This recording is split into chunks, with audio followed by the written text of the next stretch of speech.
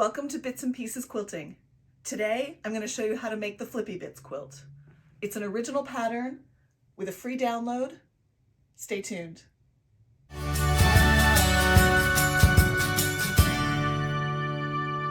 Hi, my name's Michelle, and today I'm thrilled to share with you the Flippy Bits quilt. It's an original pattern which you can download for free from my website at bitsandpiecesquilting.com. The pattern is perfect for fat quarters or for scraps.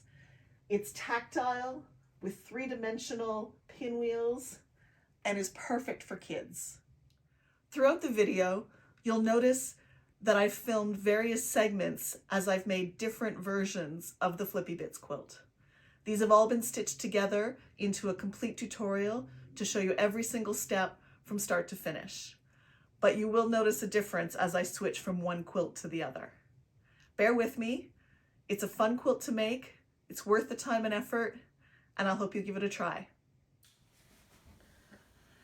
For this version of the Flippy Bits quilt, I found this great owl pattern in my collection and thought instead of the piano key border, I probably have just enough of this for the border.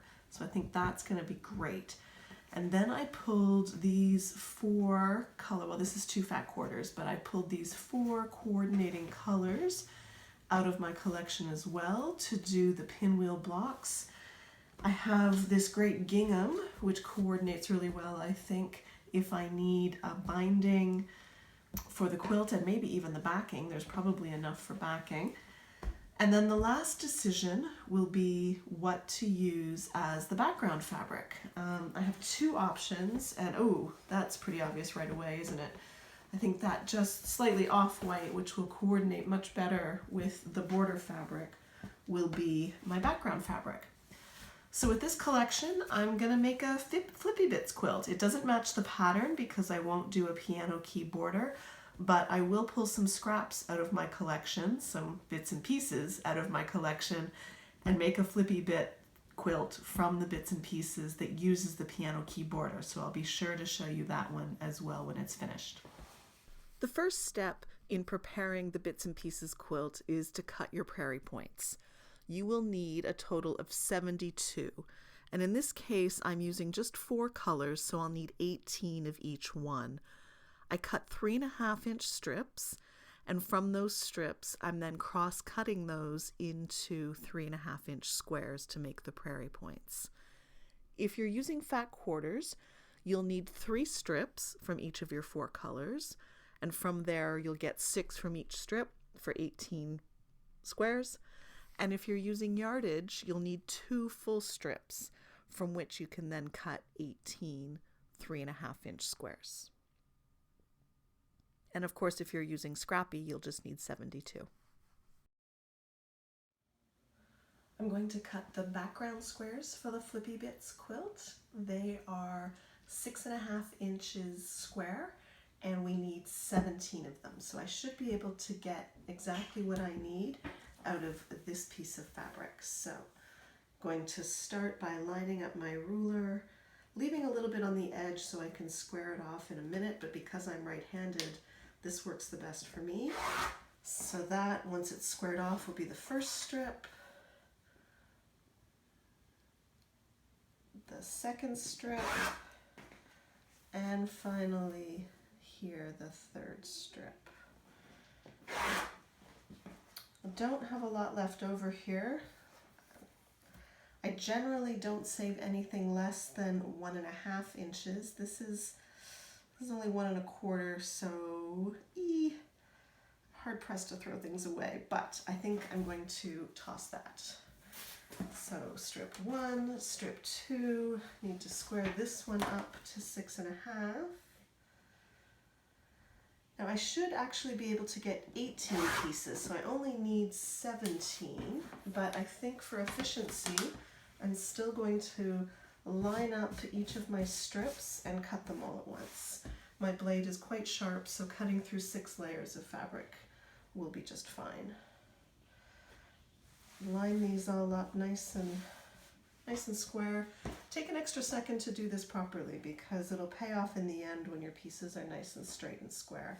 You can see I've got a bit of a raw edge here. I probably pulled my blade through that just a little bit too quickly, but it will be fine.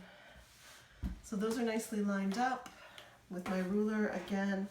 Paying attention to where the salvages are. I don't want to include those in my quilt, so I'm going to make sure I'm just a little bit beyond the salvage edge, cutting through here at just beyond 6.5 inches, spinning it around, and then cutting off the salvage edge, like so. So there we are, that's the first 6. And then this will be the next 6 for 12. And this will be a total of 18, one of which I won't need for this project, but I will put it aside and keep it for something else. And then there are a few pieces here. If they are 3.5 inches wide, I will be able to come back. Yes, they are. So I'll be able to come back and use these for the other background pieces that I need for the Flippy Bits quilt.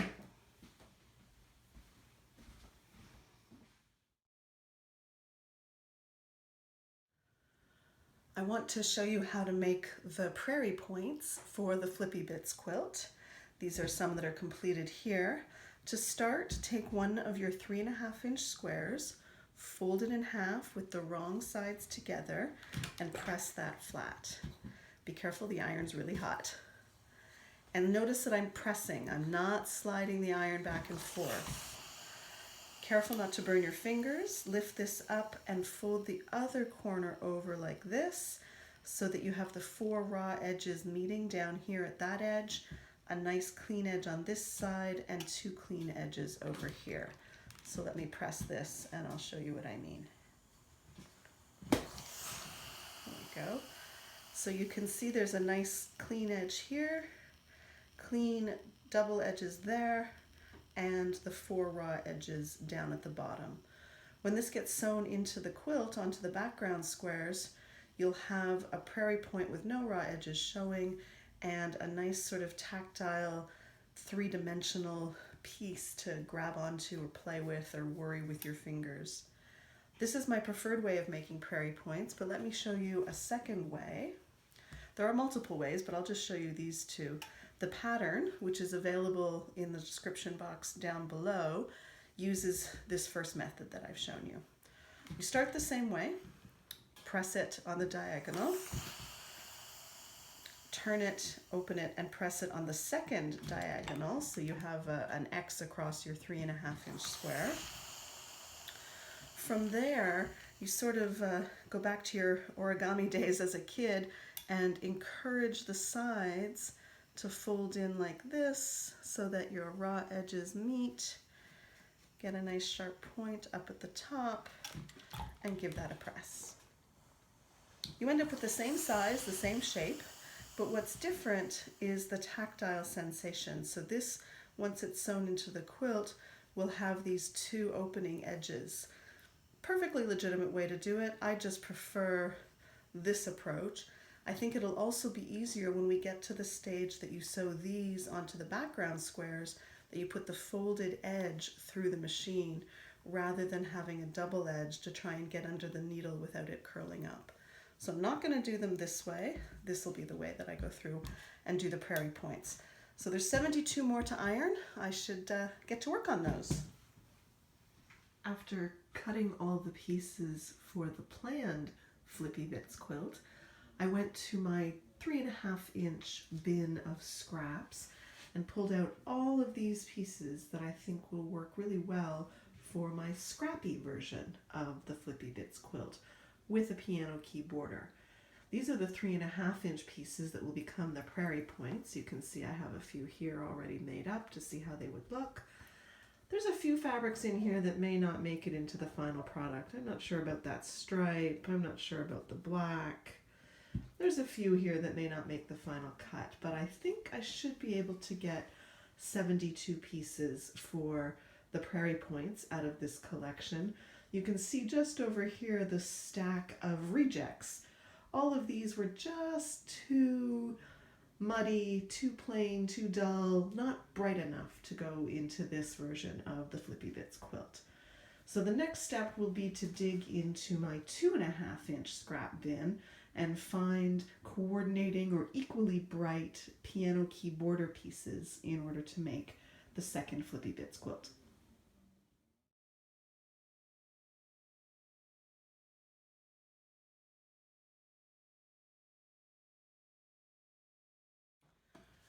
The next step for the Flippy Bits quilt is to sew the prairie points onto the background squares. Now, when we were pressing the prairie points, I talked about the importance of this single flat edge versus the open edge. So when you line this up to go under the machine, you want this single flat clean edge to go towards the top, like this, with a prairie point lined up with a background square with that edge pointing up. That's going to be easier to go underneath the presser foot than the open end. The instructions, which are available in the description box below the video, talk about putting the skinniest seam allowance here that you possibly can, 1/8 of an inch or even smaller. You really just want to get the prairie point stuck onto the background square, because eventually you're going to sew this again with a 1/4 inch seam allowance, but you don't want your prairie point moving around.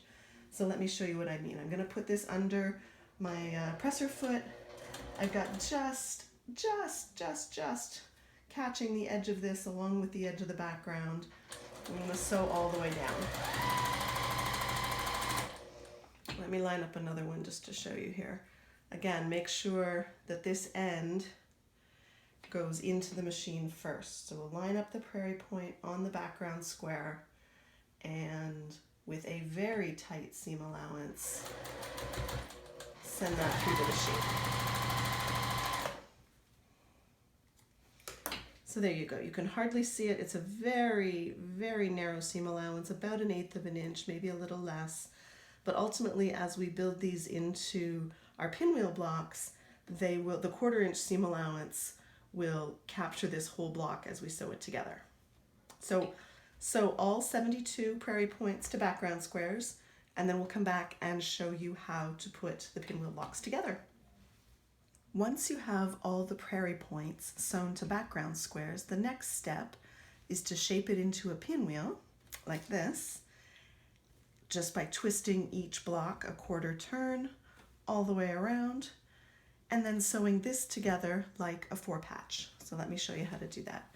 Take the top 2 pieces, put them right sides together, being careful to line up your corners here. You should nest a little bit where your prairie points come to the corner. You can line those up so they're nice and tight bumped against each other. And then sew this with a nice 1/4 inch. You don't want to be too skimpy on this 1/4 inch, because you want to be sure that the 1/8 of an inch you use to sew your prairie point is hidden in your stitching. So let me show you that.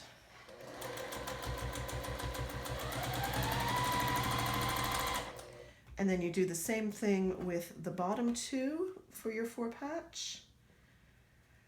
This corner is a little interesting. Sometimes it will nest perfectly. Other times you may need to overlap them just a smidge, especially farther down the prairie point. Do the best you can. This is not something that requires ultimate perfection. Line those up, send them under the machine.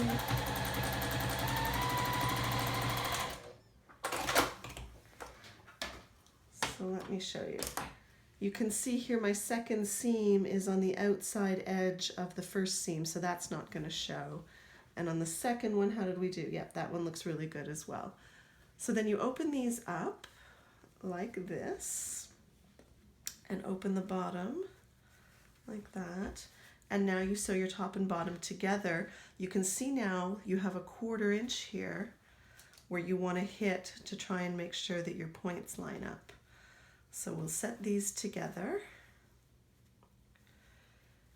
and you should be able to nest these seams like this and nest it here in the center. and you can feel that they lock together. So now put this back under the machine and sew your 1/4 inch all the way across. I like to get started, pause with the needle down, realign everything, make sure everything is lined up as it should be, and then continue sewing. I'm not pushing this through the machine, I'm letting the feed dogs pull it, but I am controlling it so that it doesn't veer out of alignment.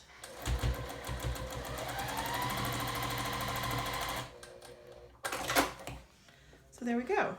Open that up, and you can see that's going to need a little bit of pressing, but that corner's pretty darn close. Close enough is good enough, and that's our first Flippy Bits block, our first pinwheel block to go into the Flippy Bits quilt. You'll make 18 of these blocks, and then you'll have 17 of the alternates to go side by side to put your rows together, but I'll show you how to do that once I have all of these finished.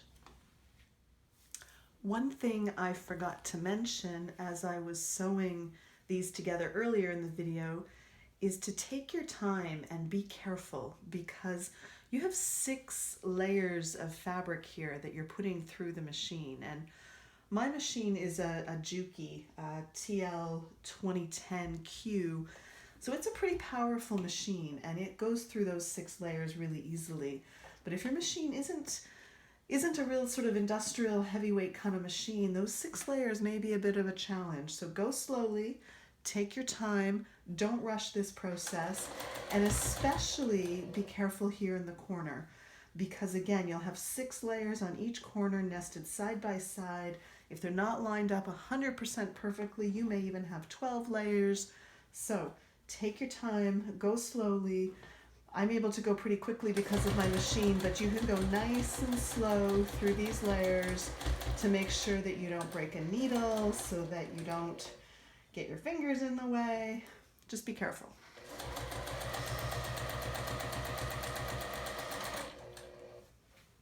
To sew the Flippy Bits quilt together, you sew the plain blocks to the pinwheel blocks.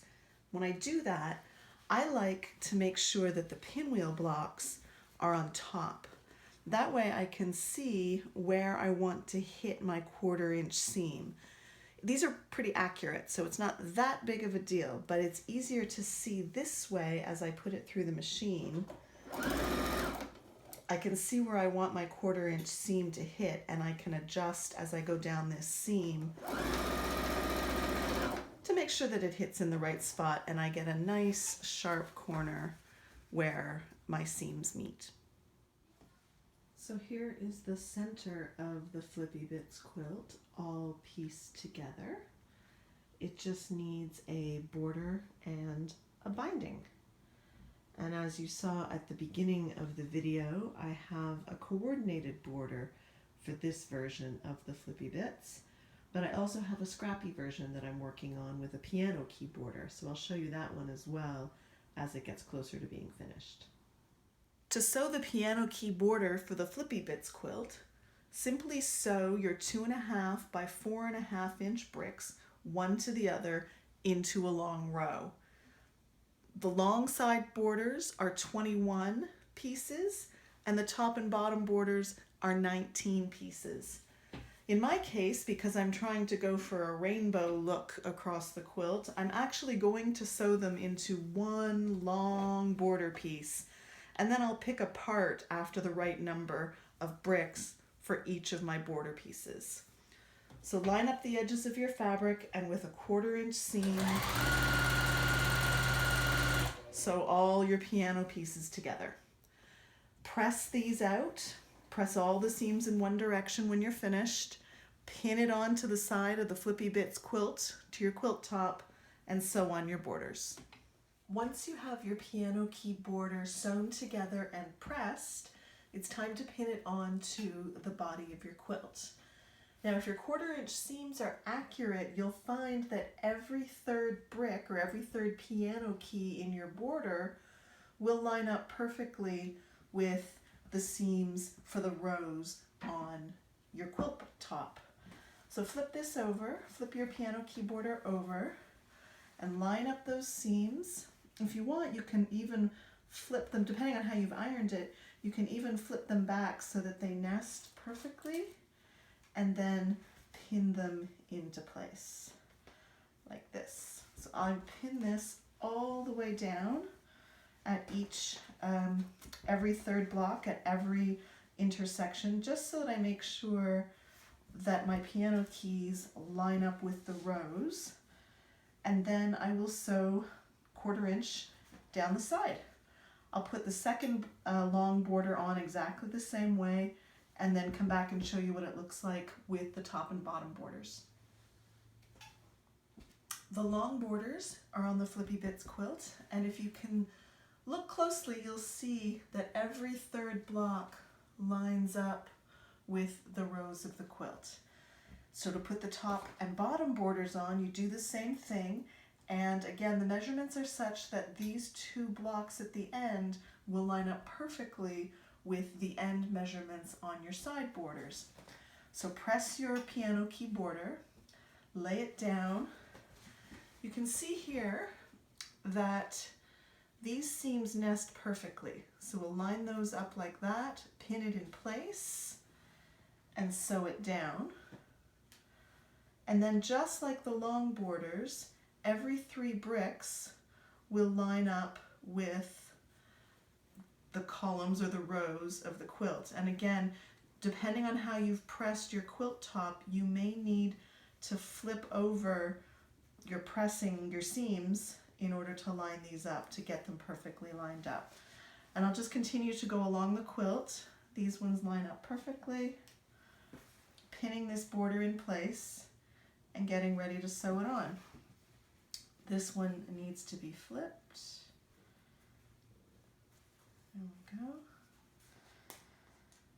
Once I have it sewn down, I will take the iron and press these entire seams over so that they lay nice and flat in the finished product. And then at the far end,